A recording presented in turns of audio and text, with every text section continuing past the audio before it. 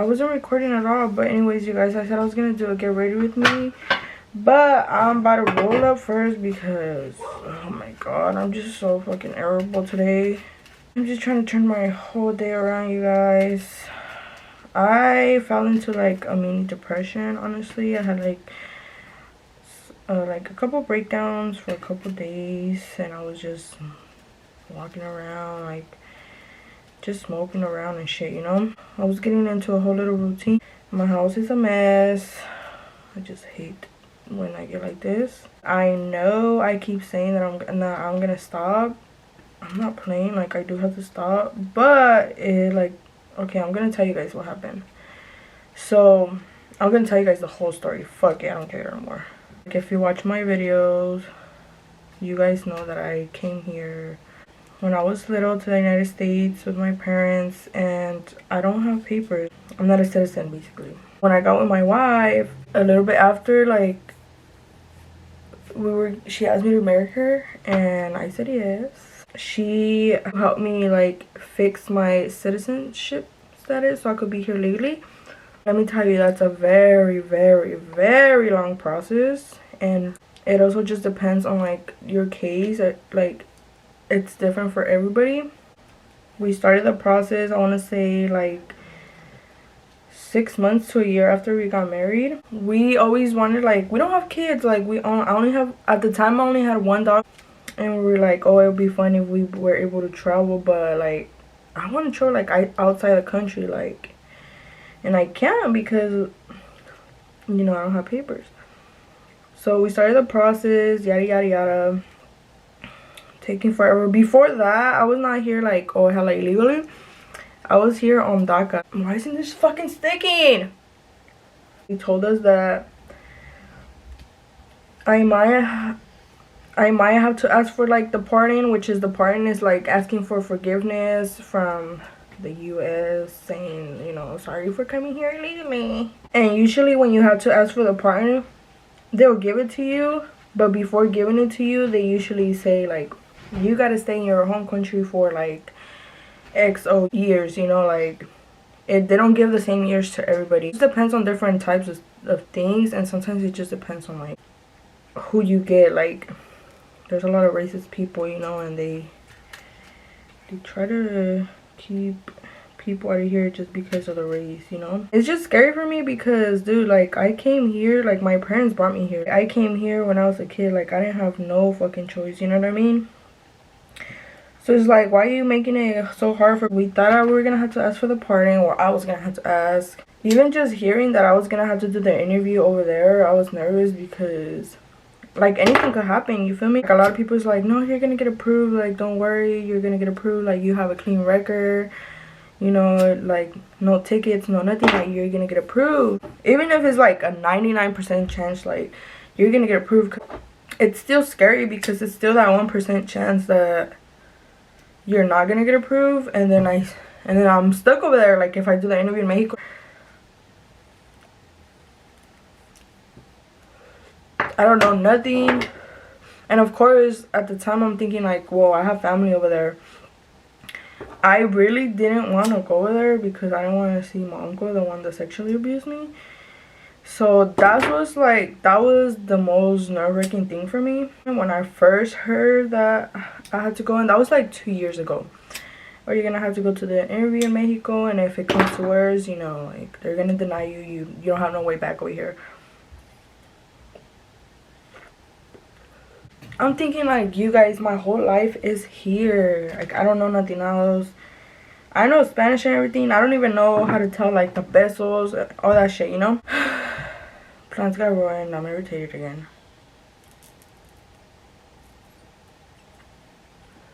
Like, I have my wife here, I have my dogs here. I don't want to fucking be stuck over there, you know.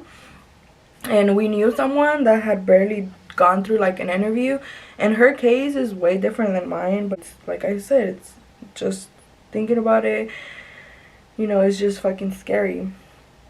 And she had gone to her interview in Mexico, the person we knew, and she actually got denied, and she was in Mexico for a whole fucking year until they were able to get everything good. And I was like, I don't want to go through that. Like, I really don't want to go through me being Mexico, my wife here by herself. Like, I'm the one that takes care of my dogs and everything. As the time was going, it came to like, okay, this is the final paperwork. We're going to submit this paperwork. And this paperwork is the last paperwork we submit to the immigration. And then now you just wait for your interview. That's when I stopped smoking. And they told me that to get the interview, it was going to be a whole year. And they told me that they were going to do the hair drug test, which it goes back to 3 months. And so I just stopped smoking altogether for that whole year because I'm like, okay, I don't know when I'm going to get the interview. And whenever you do get the interview, they only tell you like a month ahead of time. We got a new president. Okay, I'm not going to get in like politics or anything. Like, we got a new president, and the new president was like overseeing everything that the previous president had put on hold for the immigrants. And so there's this thing called advanced parole that you could go to your home country for an emergency, and then you come back the legal way, like through the airplane and everything, you know. And so they had opened up that thing again, like that emergency, that it's called advanced parole. So they had opened the advanced parole again, and our representative that was helping us, he had told us about it. And he said, okay, so you have two options. You could either wait for the interview in Mexico,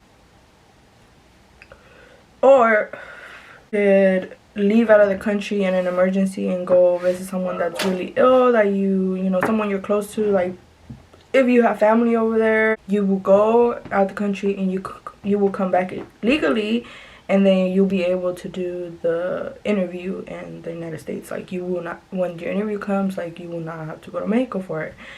He was basically telling us that if we do the interview here in the United States, then it's like, it's safer, because if you get denied, like, you're still here. I'm just here talking, I'm not even fucking done my makeup. My wife and I thought about it, and I was just like, okay, well, I haven't seen my grandma in so many years. And this was before, like, if you've seen my other video of me, like, kind of telling you guys about how my family is, this was before I knew all that stuff that I know now. I'm sure they could help me, and I would love to see them, like my grandma, my grandpa, like my mom's parents, because they're like, they're hella old already, you know. And the guy said that could count as an emergency because they're just really old, and like my grandpa already can't walk, and like, you know. But I sat on it for a while because like I didn't want to see my uncle. That was the only thing that was holding me back. We finally was like, okay, let's just, this was around the time that when they told us about that, this was around the time where I stopped talking to my mom. Like, I cut my mom off. So my wife and I decided, like, oh, let's do that. Let's just try to do it, because our representative said that we could try for the advanced parole, but if they deny us the permission to like go visit, then we still have the other interview as a backup. So it was like a win-win, you know, for me. And so my wife and I was like, well, just let's try to reach out to your grandma and your aunt and see if like they could help you. We'll do that. And then I just told myself, like, I'll deal with it, you know, like maybe I won't even have to go see them. So I had to ask my representative, like, can we just go out and come back? Because the main thing we needed was to just be like, to show on paper that we came here, that I came here legally. So that was like the main thing. So I was like, okay, so if that's the main thing, like, maybe I could just leave and come back real quick, you know. I don't even have to see him. Maybe I could stay there for a day or whatever. I had reached out to my grandma, and at first I had reached out to her.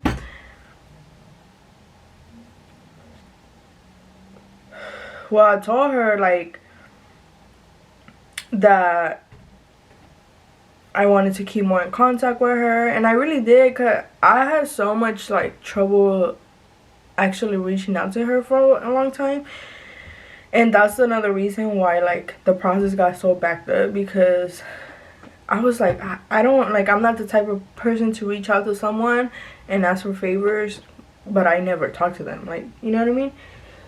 To me, in my mind, I'm like, my mom and my grandma, like, that's two different relationships. Like, just because I stopped talking to my mom, like, just because I cut her off doesn't mean that I cut her whole family off, you know what I mean? Even if I didn't need a favor, you know, I would still reach out and stuff. And I cried on the phone with her, and I was just like, you know, I feel really bad for asking you for help because I barely even talk to you. Like, I barely even call you.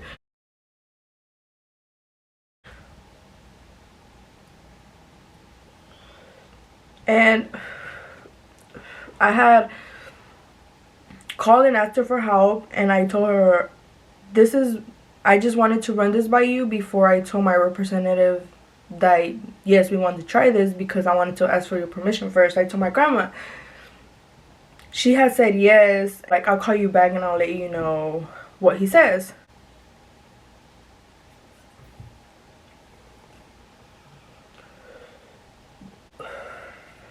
My camera's gonna die any minute, you guys.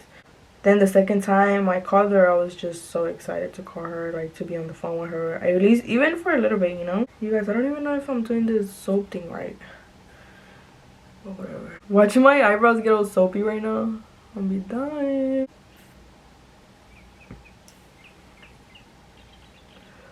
We had done the whole process, and we were on a time limit. The only thing we needed was my mom's birth certificate. She's not gonna hand it over because she's been trying to get a hold of me, and I've been ignoring her. Like, I don't want to talk to her. She's gonna fucking cuss me out and be like, oh, all of a sudden you need shit from me and now you want to talk to me. I was like, I'm not gonna hit that lady up even if I need some important shit from her, you know what I mean? It was so stressful, the whole thing. It's a long story, but it was so stressful, the whole thing. Finally, I get approved. I go to Mexico. I come back. Everything's done and happy. Then my representative,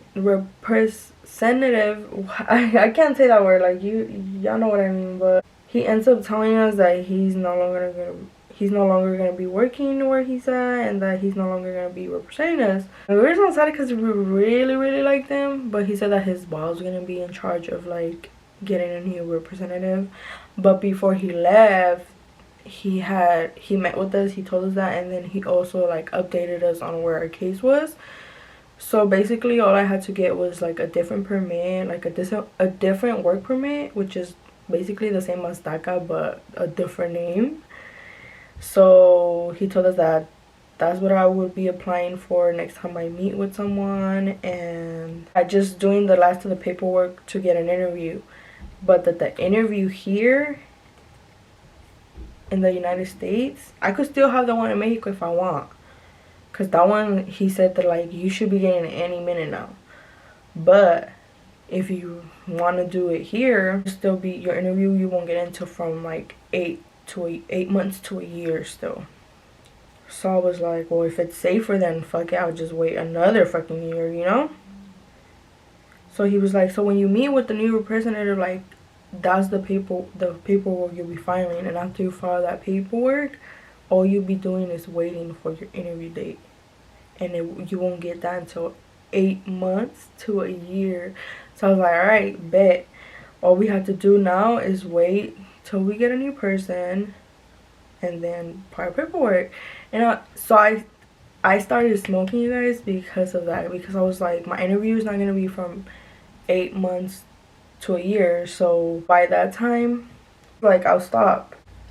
And I'm gonna start working, like, going to my apprenticeship thing already. Say less, like, everything's going good after the trip from Mexico. You guys knew how I was feeling, like, that's when I started, like, being consistent on here and shit.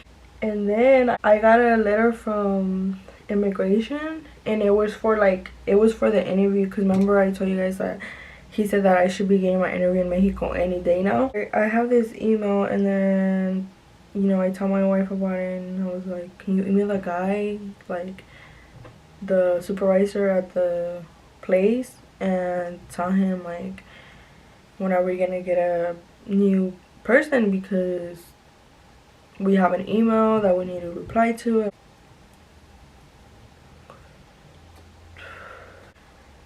My wife emailed him to see if we were ever gonna get, like, a new representative.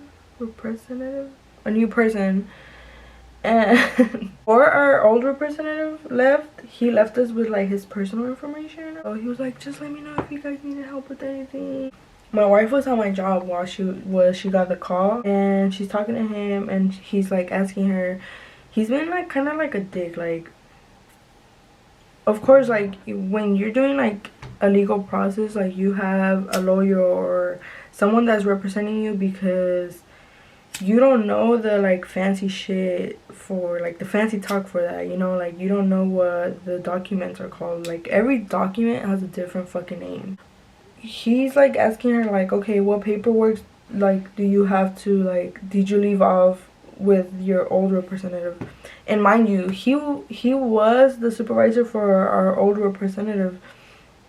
And so we're like, okay, so we did this. I told him, I was like, my wife's trying to explain to him like, okay, we don't know what the paperwork is called, like we don't remember the paperwork that we're talking about.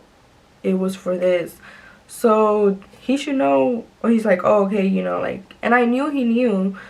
He was giving my wife a hard time, so I'm like, okay, give me the phone. So I get on the phone and I'm like, hey, like, this is what we did. I'm like, I told him, like, oh, I did the advance parole. We're just trying to do the last of the paperwork to do the interview here in the United States. And he's like, you don't know what the paperwork's called? And he was like, well, when can you come in for, you know, like a meet so we could, he said we could see who's gonna be representing you, like. So I'm like, okay. He didn't tell us to bring nothing or anything. He was just like, this day at this day if you want. The day of the meeting comes with our old representative. I'm just gonna stop trying and say how I can. I would like show up a little bit earlier, like maybe 30 minutes earlier.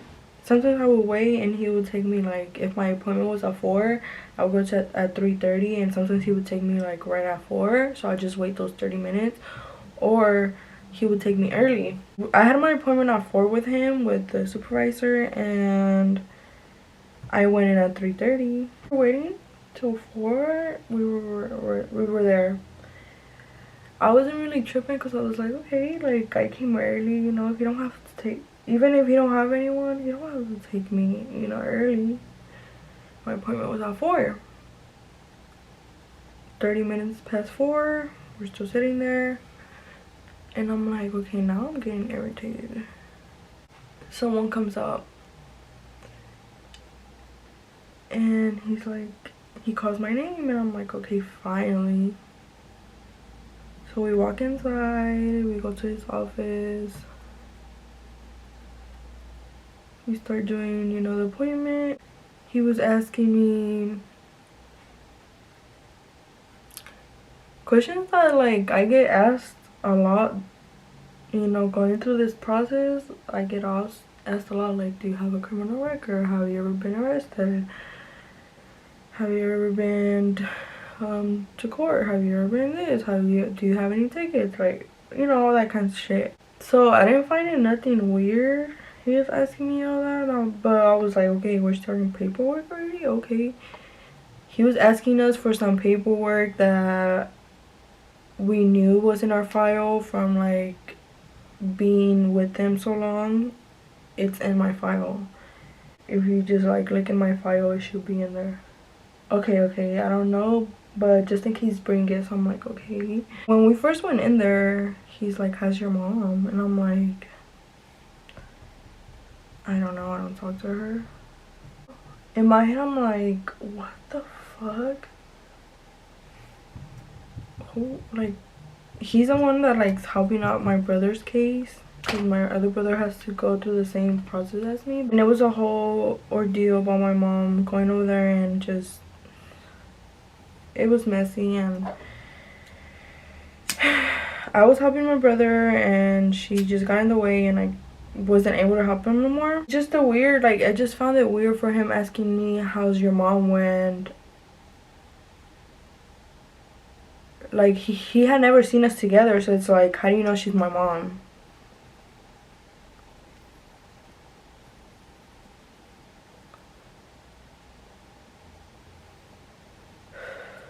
So that just kind of like rubbed me the wrong way.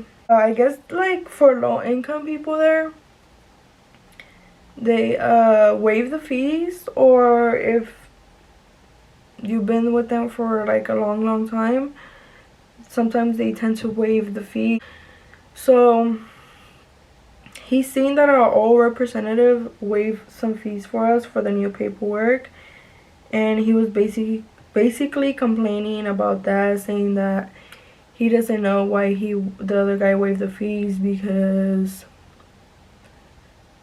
we make pretty good money. Which I thought it was kind of like rude and weird at the same time, because mind you, he's the supervisor of there, and every time like we would have an appointment with our representative and he would like want to waive a fee for something, for a like document, he would be like, I'm gonna go get it approved from my supervisor to see if we could waive the fees. This guy was the supervisor this whole time, so why are you complaining that you don't know why the other guy waived the fee for us when it went through you? Like, you approved it, bro. Like, what the fuck's wrong with you? For my interview that I'm gonna have to do, they're really strict, you know, so I'm gonna have to get a whole physical done, a whole drug test, but remember that the other guy said that the interview wasn't gonna give you from like 8 months to a year. And he's sending me to do the physical already. He gave me the paperwork to go do the physical, and he gave me paper to go do a background check, which I had a background check in my file and it was clean, but he was sending me to do another background check. And I was like, okay, well, I didn't question it because I'm like, he knows what he's doing. We go home, my wife and I talk about everything, and we both like, I don't like him. Like, he's fucking rude. Like, he didn't even, you know, he basically was just, he didn't answer none of the questions. He didn't ask if we had any concerns, and like, what the fuck? So at first I was just like, oh, well, for a process like this important, like, in my personal opinion, like, I would want to be with someone. I would want someone representing me, someone that I could trust or feel comfortable with. And I was like, and I don't feel comfortable with this guy. Like,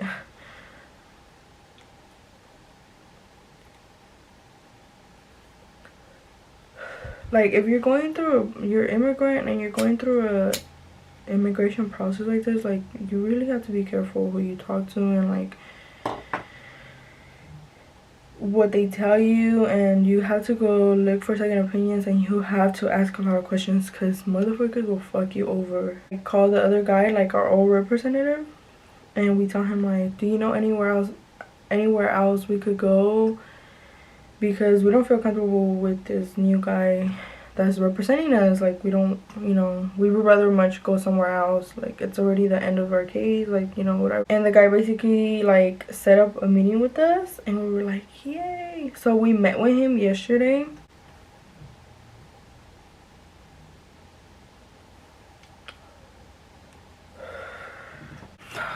I'm in shock. Went and we met with him, right? We told him what's going on, everything I just told you guys. And he basically was like, yeah, like, he's just doing that shit to be petty. Like, a lot of his clients that he used to have over there have been reaching out to him because of the same thing. Like, the guy is just rude and he's petty and blah blah blah. And he's also like backed up because 2 of his employees like quit, and so the 2 that quit have most of the cases, and now the cases are going to him. So, you know, he's backed up, he's stressed, but also he's being petty, and he's just doing that shit on purpose. We were like, oh yeah, he asked me to get like to go get a background check, and he said that was the most important thing. The guy looked at me, he's like, because he already knows my case, you know, he's just not representing me no more. And he's like, he asked you to go get a background check? We're like, yeah. Did something happen, or did you guys tell him something that you guys didn't tell me? And I was like, no.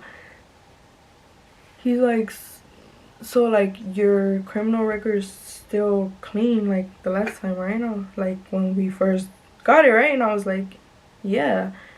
He was like, then why is he sending you to do a background check? And I was like, He was like, wow. Yeah, he's just being petty. He's just being petty. He looked at the stuff, like we ended up like finally showing him like the physical, and I told him like, he's like, you could tell me if you smoke because I'm not representing you, you know? And I was like, well, yeah, because, you know, my anxiety and I can't sleep or whatever. And I was like, but I had stopped, like, that whole year I was waiting for my interview, I had stopped. And when I came back from Mexico, I started again. And I was like, but he told me that I had to do the physical now. And I was telling him, like, to me it doesn't make sense, because if I have my interview 8 months to a year from now and he's sending me to do the physical now and they're giving me a drug test, why am I taking the drug test like a year early than my actual interview? Like, wouldn't it be expired by then? They would want me to take another one then. Turns out the guy, he said he didn't even look at your file. He's getting you ready for the interview in Mexico. Because remember that email that I got? That's why we ended up reaching out to them instead of waiting for the call, because I had gotten the email from the immigration. He was getting me ready for interview in Mexico already. He was gonna send me to Mexico, bro. If we hadn't reached out to our old representative just like for help or whatever, we would have never knew. Like, we just thought like he's getting us ready for the interview here. In reality, he was getting us ready to go to Mexico. Imagine he would have told us. And like, this is crazy, because even when like my old representative, like, he would talk about like, oh, like, even for the advance parole, for like the emergency, like going out of the country and coming back, he was getting us ready to go to Mexico for that. And he was like, how do you feel? Are you excited? And he was like, this is the paperwork that you need to like take and come back with, because if you lose this, like, you can't come back. We go to the appointment, and basically in his head, in the supervisor's head, when we went to the appointment, he was getting us ready to go to Mexico, right? He was so fucking calm. So I was just like, nothing, you know? He was just like, yeah, you gotta go get this done, like, blah blah. And I'm like, that's how you know he knew what he was doing. Like, he knew. But it's like, dude, you can't have a job like that and like be petty. Like, if you're mad that someone else is succeeding in life, don't take it out on your cases, because you're messing with people's lives, bro. Like, imagine I would have just been like, I don't know nothing, you know, I gotta go to Mexico again, okay. And like, not even questioned anything and gone to Mexico, did the interview, and like, once you're there, like, you know what I mean? Like, I would have felt that shit, because I've been smoking. And basically I was right. I don't have to stop smoking until like maybe a couple more months. Yeah. You guys, I'm done getting ready.